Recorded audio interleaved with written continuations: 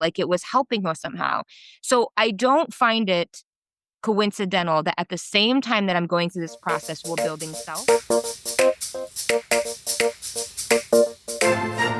Welcome to the Soul Led Duo podcast, where we dive deep into everything human design and energetics.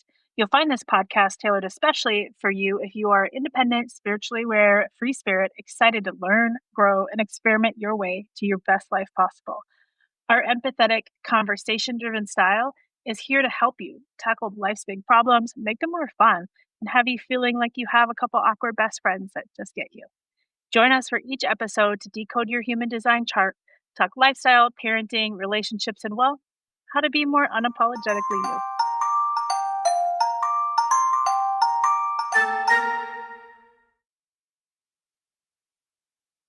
Hello. Hey, Want to hear something cool? of course. What's up? Okay, so I don't know if I've told you this or not, but we have been attempting to grow grass in our backyard for like months. Have I told you this? Okay. I feel like we talked about Bermuda versus fescue. So Yes. yeah, I think you did. Okay.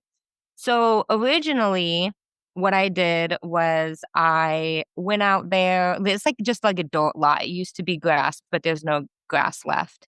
And so I went out there and I sprayed it all down with water and I, tilled it just a little bit. And then I threw some seed on there. And then the next day, there were literally like 75 birds in my backyard.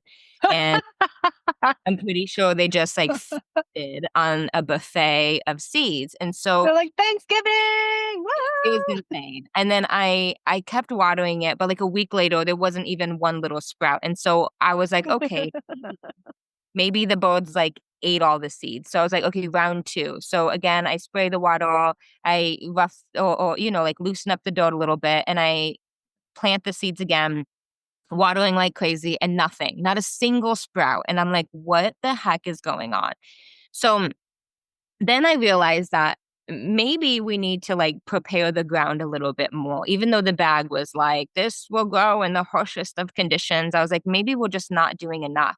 So one day I went out there and I had sprayed all of the ground with water. So it was nice and like soft. Which Okay. blows me away how water drastically changes the ground in Arizona. Oh, it's craziness. And before water, it's like concrete. Yes, and it's like dry and it seems so dead and like rock. And then you spray it with water and let it sit for a minute and it turns into like a soft clay. It's like Yeah. so weird. So anywho, so third time's a charm. This time I use my hands and my knees and I get down and I'm going through the dirt. And what I end up finding is there's like an entire layer of what I call skeletons. It's grass. It's the grass that used to be the root system. Okay, so the root system that used to feed that grass, after that grass died, the root system like died with it and it became like this layer of webbing. Okay, And and we're talking about Bermuda still, right? I mean, I don't know. What was there? I don't know. I'm assuming it was Bermuda. Bermuda skeletons are like They're crazy. they go deep, they go wide, and when you try to pull them out, they're like clutching to what's around them, whether it's like plants or Yes. dirt or whatever. And I'm like, what in the world is even? Why is this thing even? What? Who Yes. created this? Okay, so keep that in mind when I hit you with this metaphor, right? So I'm in there and I'm like hands and knees for days. This has been going on for weeks actually, where I go out there little bit, and I go in there and I take all of these skeletons out, and there's so many of them. And Oh my- the first thing that we noticed that happened was in the spots where I had gone in and I started to just sort of gently pull and undig and kind of get these skeletons up. Just doing that in and of itself, without even planting new seeds, we started to see stuff Mhm. grow. And I Yeah, thought, it's totally different. I've done that. Okay, yes, keep going. okay, so then we kept doing it, kept doing it, kept doing it. And it was like the more that I would get this yucky stuff out. It was almost like not only were we seeing the physical results of some grass already growing, and now we've laid the seed for the third time. It's coming in beautifully, right? I'm so happy. But the other thing that I felt was like it felt like my backyard was coming back to life, like energetically. It was almost like it was Okay. so deserted and like nobody would go out there. The only one that would go out there is my dog, like pee and poop on it. Right. Mr. Bear. Yeah, there was like something about it, like it was coming back to life. It was like it wanted me out there. Like it was almost like I could feel how much the ground and Mother Earth was appreciating that I was in there doing it. It was almost like it was making her lighter somehow, like it was helping her somehow. So I don't find it coincidental that at the same time that I'm going through this process, we're building self and I'm having to Oh, like of course, go the in. webbing. Yes. So here's what I want to say. The sometimes we will bring all the things to our life. We will bring the seed and we will have the soil and we will have the water and we will have the sunlight and we will rain all of these things down on us, but it does not penetrate if there are still old dead systems in us taking up space, like you said, crawling into every little crevice, leeching on, grabbing on, Yes. holding on until we prune that. And in fact, just pulling some of that out is automatically going to start giving space for things to grow. But when I did that hypnotherapy session, to me, that was like going all the way down to the roots and just Mhm. whipping all of this stuff out. And as you whip this stuff out, you allow that ground to become fertile again because it Yep. wasn't that you were missing any of the good stuff that you were pouring into it. It was that that good thing that you were trying to grow or create was getting choked out by all Yep. the nasty old gunk that was left there. This is so crazy. We have I know this is not about this grass, but I'm very triggered by this grass because I'm allergic to grass. I don't even know if you knew that. I'm like way allergic to grass. I live in Tennessee, so summertime's a little sketch. But this grass overtakes the front flower bed every single year. And I have to be very cognizant because if I start to pull one, then I will be out there for like 3 hours because you can't just like pluck the blades of the grass off the top. You have to like pluck like at the root and kind of like wiggle, wiggle, wiggle, wiggle, wiggle, wiggle, and then pull it out and then like follow the roots and kind of wiggle, wiggle. Like the way that you have to pull it out. And then you have to be very cognizant of where the root systems were at because one, they will completely choke out even like big plants. Like I've had this particular type of grass try to choke out like whole lavender plants. So those cutesy little flowers that are always in the front of the flower bed, they don't stand a chance against the Bermuda. Like they're so pretty and joyful, and they just are like they'll get like one stalk and never grow, even though they're the kind of flowers that like by the end of summer they'll take like the whole bed, and they're just like all these colors and all this like billowy petals, right? But that Bermuda grass, if you're not cognizant of where you were pulling it and you left a piece of that root in there, it's like that root comes back alive and you will have to start the process all over again. Yes, So, which is like really what happens in life. Like yes, like yes. how many times have we gotten to the point where we're saying, "This isn't the right relationship for me," or "This isn't the right job for me," or "This isn't the right whatever for me," and we just cut the blade of grass. Yeah, but the root's still there and it's Yes. killing everything. Doom, Yes. gloom. And so, like, when we can do the pruning work, I remember so the second or third day that I was out there, and my husband at this point is so over it, and he's just like, what's so funny is he doesn't even like he does a little bit of it, but for the most part, he just watches me do it, right? It's like my thing. And so he's watching me do it and he's acting like he's so exhausted from the work that I've been doing. Right. And so he says something like, "Oh, why do we have to do this? It's so much work. It's so much We, labor." I know, I we. know, You I said know what you said you wrong. I always tell him, I always like, who's this we? You got a mouse in your pocket? Like but No, he's but just happy to see you.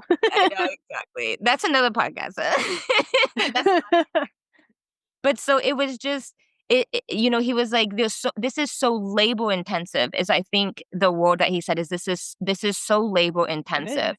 And I thought to myself, yeah, but it's a labor of love. And it's really how you need to look at your self work. Like as you're doing personal development, yes, it's labor intensive. Yes, it's going to be confronting. Yes, there are things that are going to be harder for you to pull out. Yeah, you're going to start pulling something out and it's going to snap and you're going to think it's done. And then it ends up being more down there, you know? Mhm. And there's this way that it doesn't have to be hard when we switch our perspective and see it as I'm taking care of Mother Earth or I'm taking care of my body or thinking about the things that this is going to free up and allow those things to like bloom and grow, you know, like when we shift our perspective from thinking, man, this sucks, I have to do all this work to I get to clean this up to make space for the new stuff that's coming.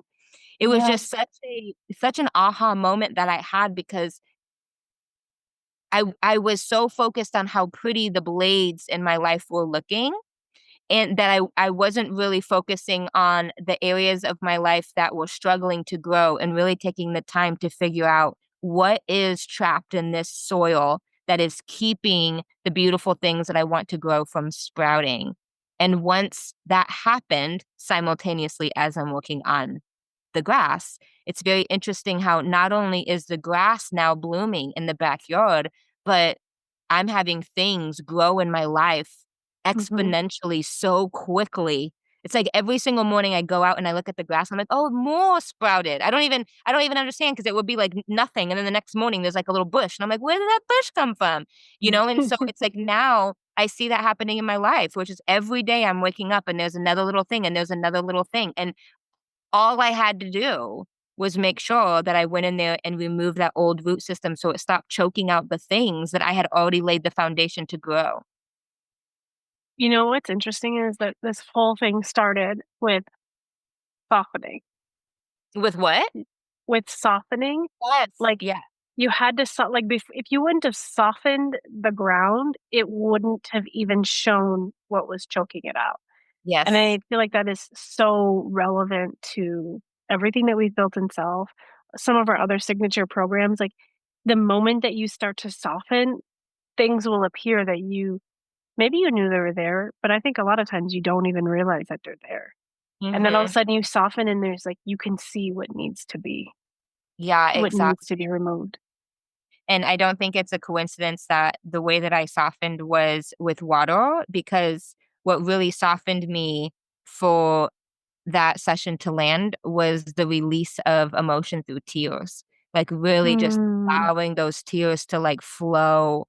And, you know, it's like when that water touches that ground and all that water starts to mix with the dirt, the root systems that are trapped under there become really evident. They like start to stick mhm, out. You know what I mean? yeah, So it was like that. It's like as I'm crying and I'm letting these things just kind of wash over me and I'm softening and the way that I take your softening is I'm not trying to force it. I'm not trying to look for it. I'm not being like, "What do I got to do?" There's like this softness of just like allowing, you know, it to just pop up. And when it popped up, instead of me going, "Oh my God, why is this here? Who planted this grass? Who let it get overgrown? Who let it die?" What like instead of like getting all wrapped up in like why it's there, it's like I just had to reach down, use my hands a little bit, you know, and very gently, so it didn't snap too fast and break, but very gently kind of touch it and feel it and get underneath that root and then gently pull it out. And then once I threw it to the side, it's no longer a thing. But how many yeah, times do we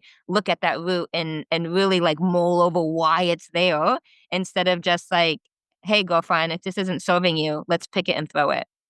yeah, So I just had to I share love that this. with you, that analogy. I think it's beautiful. We are so united in our hate for Bermuda grass. I cannot even begin to tell you.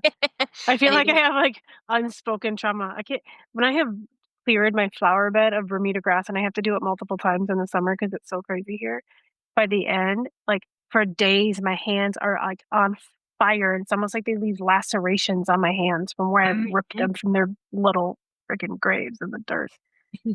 I hate Bermuda so much. This is lovely. I appreciate you sharing. Tell us how you really feel, Rosie. 2 big grass. You know what? When we built this house, they were like, "Okay, well, we're gonna put Bermuda in," and we 3 line, didn't know what I didn't know. And we're like, "Okay, whatever, that's fine." But the Bermuda is like as a grass, it's like scratchy, it's Mhm. invasive, the root systems are a mess. What we All right, let this be a lesson. Fescue. Fescue is what you want. I've learned too much about grass, but fescue is like so soft and lush and doesn't have those roots like that. But even trying to get fescue where the Bermuda was is like it's a whole project. It's a whole project because the Bermuda, the roots are like so deep.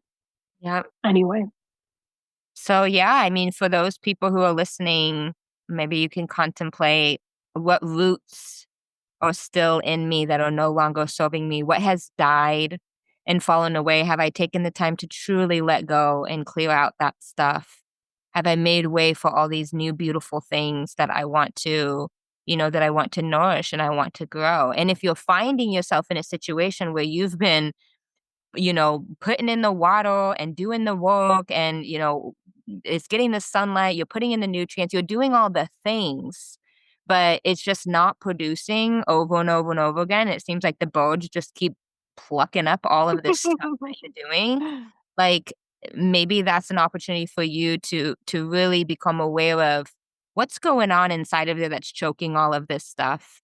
And not from a place of I need to hurry up and get out there and destroy my hands trying to figure it out, but more of a soft, let me just water this grass. Let me sit here for a minute. Let me, gently move my hands through the soil and see if I can feel where it starts to get rough. And let us know how that works for you.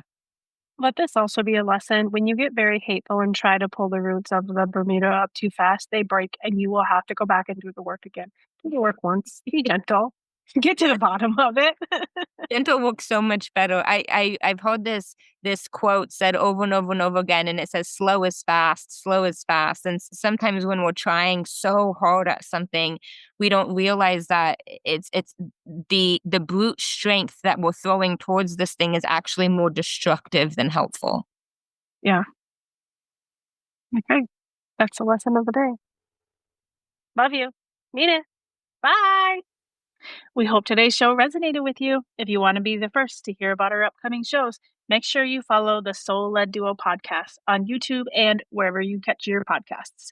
Check out darcyandsarah.com for show notes, your free human design chart, and other goodies. And we'll catch you next time. Love you, mean it. Bye.